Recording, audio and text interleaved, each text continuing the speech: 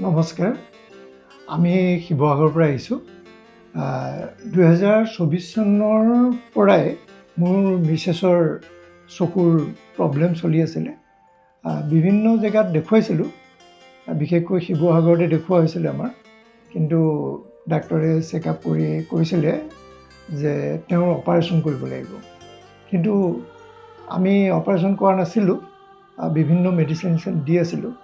কিন্তু সেই সময়তে এটা এডভাৰটাইজ পালোঁ ফেচবুকত এডভাৰটাইজ পাই আমাৰ এওঁৱে পালে। ফেচবুকত পাই মোক জনালে যে এবাৰ আমি চেকআপ কৰি আহোঁচোন যোৰহাটত, I-Fortত। মই প্ৰথমতে বিশ্বাস কৰা নাছিলোঁ, সঁচা কথা ক'বলৈ গ'লে। তাৰপিছত মই ভাবিলোঁ এডভাৰটাইজ হৈ আছে ফেচবুকত, এনেকুৱা হয়েই। কিন্তু এওঁ মোক ক'লে নহয়, যাওঁ বোলা। ছাৰ আমি আহিলোঁ। আহি আজি ট্ৰিটমেণ্ট কৰা সম্ভৱ ফেব্ৰুৱাৰী মাহত নহয়, 6 মাহমানৰ আগতে আহিছিলোঁ। আজি চেকআপত আহিছোঁ। আজি ডাক্তৰে ক'লে, চালে, আৰু আমি নিজেও এওঁ কৈ আছে যে সম্পূৰ্ণৰূপে চকু ভাল পাইছে, কোনো প্ৰব্লেম নাই।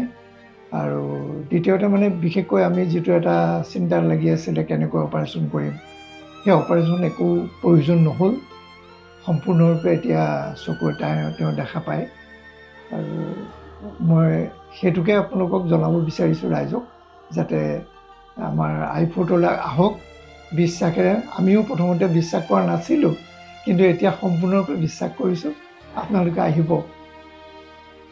মোৰ মানে চকুটো এনেকুৱা হৈছিলে, জাল মাৰি ধৰি থাকে, কিবা জাল মাৰি ধৰাৰ নিচিনা লাগে, ফেচকুৰি হোৱাৰ নিচিনা লাগে।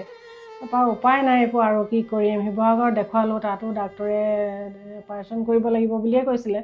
তাৰপিছতে I-Fortৰ এডভাৰটাইজ এটা মই পালোঁ ফেচবুকত পাই পেলাই আমাৰ এওঁক ক'লোঁ, আৰু এওঁ প্ৰথমতে ইমান এটা বিশ্বাস কৰা নাছিলে।